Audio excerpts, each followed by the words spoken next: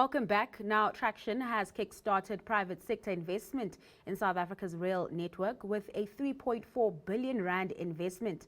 This as the country embarks on crucial reform in the industry, allowing private operators to run on independently managed rail infrastructure for the first time in nearly a century.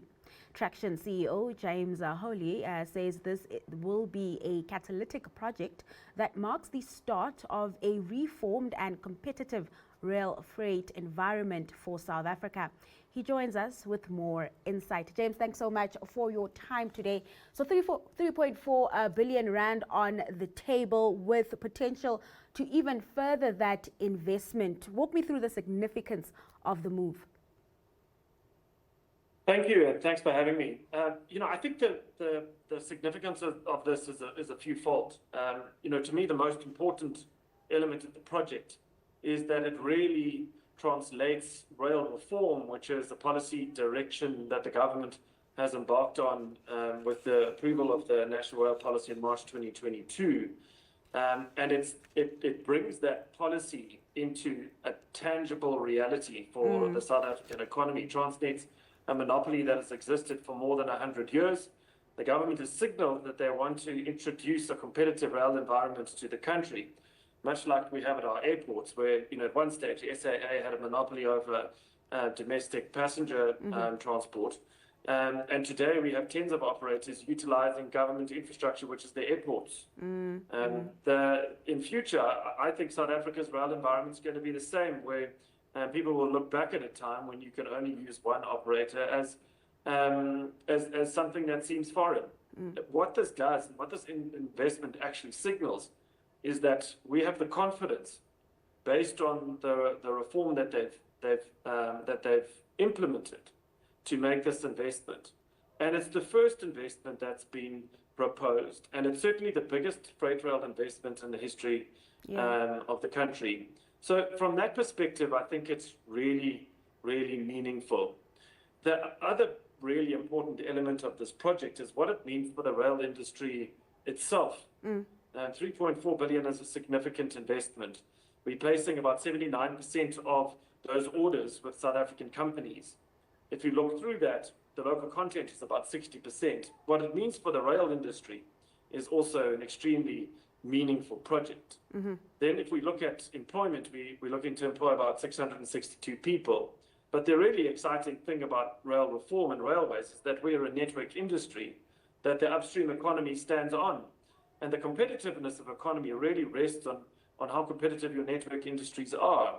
And in engaging with our customers, there's about a 5 times multiplier for each job that we create into the upstream economy, which is also, the really important thing to remember about, why are we implementing rail reform? It's really to unlock economic growth and the socio-economic benefits into the upstream. So, why is it meaningful? I think it sort of touches a number of points as to why we think this is a really great project for the country. And just picking on some of the points you mentioned here, I want to dig deeper into competition, right, and dig into the intricacies of this investment and what it entails, right? Traxtion isn't a subcontractor. You're running your own trains. How does that then change the nature of competition on the network compared with previous private participation attempts? So there are effectively sort of 2 major policy directions that the government has for our railways at the moment. The one is third-party access, which is the introduction of competition on top of the rail infrastructure. So you have the Transnet Freight Rail Operating Company as certainly the dominant operator in the country, and the idea is that you introduce multiple operators to provide competitive rail services. So let's say you're a coal mine and you want to choose, you now have the ability to effectively choose who's going to run your trains on your behalf. Is it going to be Transnet or Traxtion or another operator that may enter into the market? That's effectively what it means. The infrastructure itself is still owned by the government. And if I can just use maybe the Durban-Johannesburg line as an example, the line is designed for the trains to run 20 minutes apart, which means you have 72 slots per direction per day. It's a double line, so that's 144 slots on the line, which means theoretically you can have 144 trains operating on the line. Effectively, what third-party access means is that if Transnet are using, say, 20 of those slots, There's the ability for the private sector, in my example, to introduce 124 trains into the Durban-Joburg line to take up the latent capacity. When we take up that latent capacity, we pay for it through access fees, which generates a new income stream for Transnet, which they previously wouldn't have. And they can now monetize that latent capacity that exists in the network, which is an extremely important new revenue stream around the world, because the rest of the world operates with open access, as was South Africa is moving to. The second big policy direction that they've embarked on is these big private sector participation projects for the upliftment of the condition of the infrastructure itself. Those are also really fundamentally important, because due to the cutback in maintenance expenditure for more than a decade into the infrastructure itself, the infrastructure is now widely regarded and accepted to be in poor condition. Yeah. And with Transnet's constrained balance sheet and a constrained fiscus, these projects are really important, and they're big, long-dated concession projects like we have in many of our toll roads to uplift the condition of the base infrastructure. The two policies really operate hand in glove, and they're important that they both roll out successfully together. So what I'm getting here is that we're moving in the right direction, but we still have to really implement these reforms before we start reaping the rewards.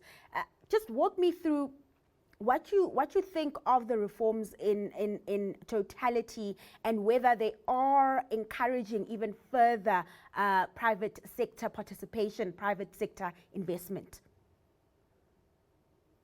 We're a huge believer in the policy direction that the government has taken, and it's really, that's really, for me, the relationship between government and the private sector. But government needs to set the policies. We as the private sector need to engage in a robust basis in the consultation process while policy is being set.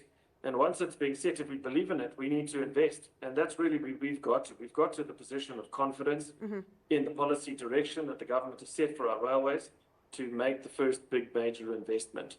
And at 46 locomotives and 920 wagons, that's a really meaningful one. This is going to solve at least 5% of the national rail logistics shortfall, which is a really good start. Yeah. And so we believe in it. And if you look at the basis on which we've done it, it does follow international best practice. They split Transnet into three parts. So the Transnet Rail Operating Company is a separate entity that will compete on completely equal terms with any other new private company coming in. They've imposed a rail economic regulator into the sectors through the Regulation of Transport Bill, which means we have strong regulation, which if you look around the world for the countries that have really successfully rolled out open access, a strong economic regulator is fundamentally important. So, and if you look at the enabling legislation that's also followed the National Rail Policy, all of it is aligned with the policy, which of course provides a lot of confidence. We do think that rail reform is a journey, though. Yeah. And we're at the beginning of that journey. And, we're now in version 3 of the network statement, which sets out the terms and conditions that govern this third-party access that the private sector can now take up on our national network.